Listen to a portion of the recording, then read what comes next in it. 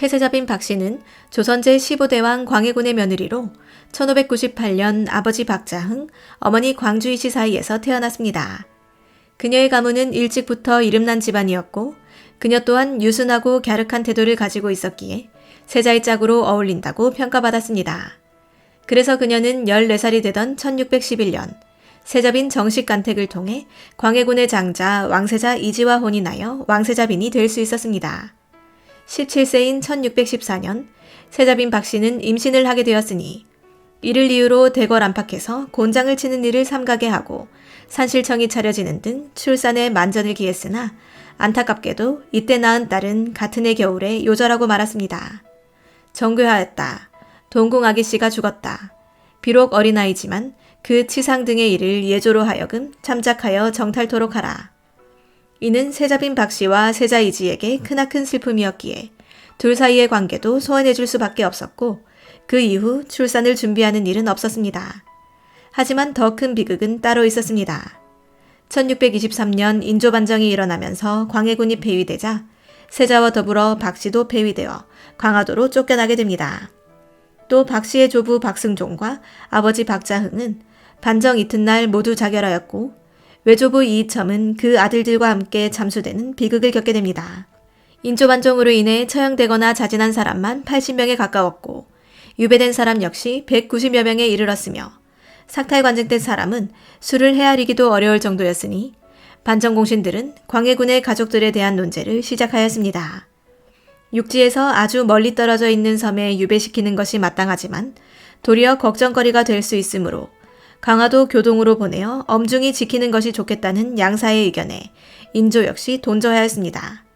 이는 임목대비의 강력한 주장으로 이루어진 것이었으니 1623년 3월 14일에는 임목대비가 자신의 원수인 광해군이 대궐에 있는 꼴을 도저히 볼 수 없다고 인조와 반정공신들을 다그치기도 하였습니다. 임목대비는 심지어 폐인은 대형 무도한 짓을 저질러 하늘의 죄를 진 자이니 폐주라고도 부르지도 말라는 추상 같은 명령까지 내립니다. 사실 임목대비에게 광해군은 같은 하늘을 이고 살 수 없는 원수였습니다. 이른바 개추곡사로 친아버지와 8살짜리 아들이 죽고 자신마저 폐서인으로 유폐되는 아픔을 겪었기 때문입니다. 임목대비의 명에 따라 광해군과 부인인 폐비유씨, 폐세자 이지와 폐세자빈 박씨 등이 광화도로 위리안치되었으니 3월 23일 광해군과 폐비유씨는 광화도에 도착했고 폐세자와 폐빈 박씨는 교동에 도착했습니다. 그들이 거차할 곳 주변으로는 가시덤불이 쳐지고 밖에는 군병들이 배치되었습니다. 사실 인조가 광해군을 참아 죽이지 못한 채 유배를 보낸 이유는 인조반정의 명분에 있었습니다. 이복 동생인 영창대군을 죽이고 서모인 임목대비를 패한 광해군의 죄를 묻는다는 명분으로 일어난 것이었기에 그런 광해군을 패한 반정 세력이 똑같이 이복형인 광해군을 죽인다는 것은 있을 수 없는 일이었습니다. 광해군 일가는 하루아침에 쿠데타로 쫓겨나 대역죄인이 된 충격에서 쉬이 벗어나지 못했습니다. 그나마 광해군은 그럭저럭 참아냈던 것으로 보이나 혈기왕성한 폐세자와 폐빈 박씨는 견딜 수 없었던 것으로 보입니다. 이들 폐세자 부부는 보름 동안이나 식음을 전폐했고 함께 목을 메었다가 여종에 의해 겨우 구출되는 등 절망의 늪에서 좀처럼 벗어나지 못했습니다. 동반자살하려다 실패한 폐세자와 폐빈은 장차 어떻게 할까 궁리했을 것이고 반면 감시는 더욱 심해졌을 것이 분명하였습니다. 마음대로 자살도 못하게 된 폐세자와 폐빈은 다른 대안을 생각해냈으니 바로 탈출이었습니다. 마침 그 즈음 한양에서 살림살이에 쓸 가위와 인두 등을 보내왔는데 폐세자와 폐빈은 이것을 이용하기로 합니다. 으슥한 밤이 되자 폐세자는 인두를 가지고 땅을 파기 시작했고 폐빈은 흙을 자루에 담아 방 안에 옮겨두었습니다. 아무에게도 들키지 않기 위해 폐세자와 폐빈이 직접 땅굴 작업에 참여한 것이었습니다. 그때가 4월 24일쯤이었습니다. 그런데 폐세자와 폐빈이 탈출에 성공하려면 배가 있어야 했습니다. 교동은 섬이었기 때문이었습니다. 폐세자와 폐빈은 감시병들의 지휘자인 별장 권채를 포섭하여 배를 마련했고 권채의 도움으로 땅굴 작업은 성공적으로 진행되었습니다.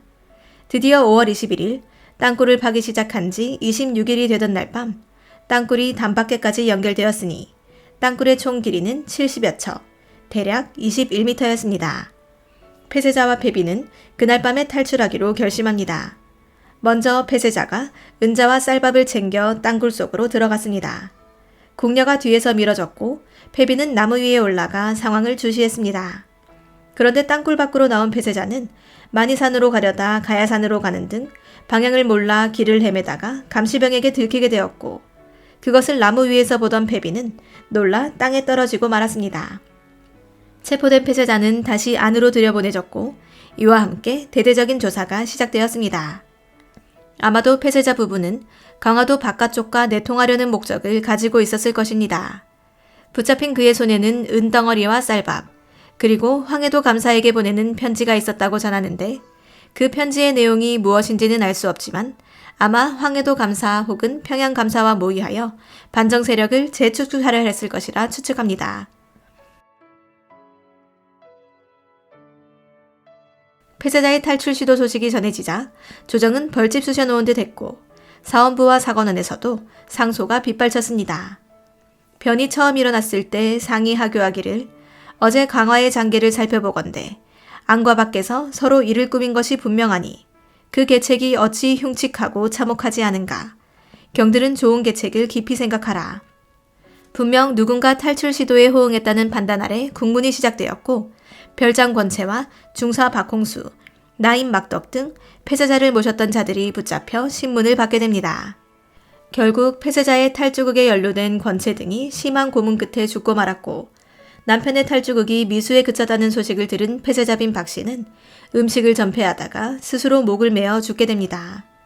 5월 24일 미시에 패빈 박씨가 목을 메어 자살했다. 폐쇄자빈 박씨가 나무에 올라 바라보다가 남편이 체포되는 장면을 지켜보고는 낙심해서 땅에 떨어졌다. 폐쇄자빈은 3일간 음식을 전폐하다가 목을 메어 죽었다. 폐쇄자빈의 나이는 26세였다. 장차 조선의 국모를 꿈꾸던 26살 여인이 나락으로 떨어진 남편을 바라보고는 한많은 목숨을 끊은 것이었습니다. 조정신료들은 남은 폐쇄자를 그대로 두지 않았습니다. 신료들은 폐쇄자 이지를 죽여야 한다는 상소를 연이어 올립니다.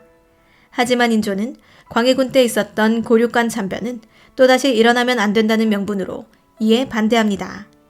인조의 부인인 인열왕후도 사람의 일은 어찌 될지 모르는 것이므로 조심 또 조심해야 한다면서 폐쇄자를 죽여서는 안 된다고 호소하였습니다. 그러나 인조 반정의 공신인 이귀와 김자점 등의 뜻은 강경했습니다. 정부와 삼사가 합동으로 대의를 받들어 처단하자는 공통의 공론을 냈는데 이 무슨 다른 목소리냐고 일축합니다.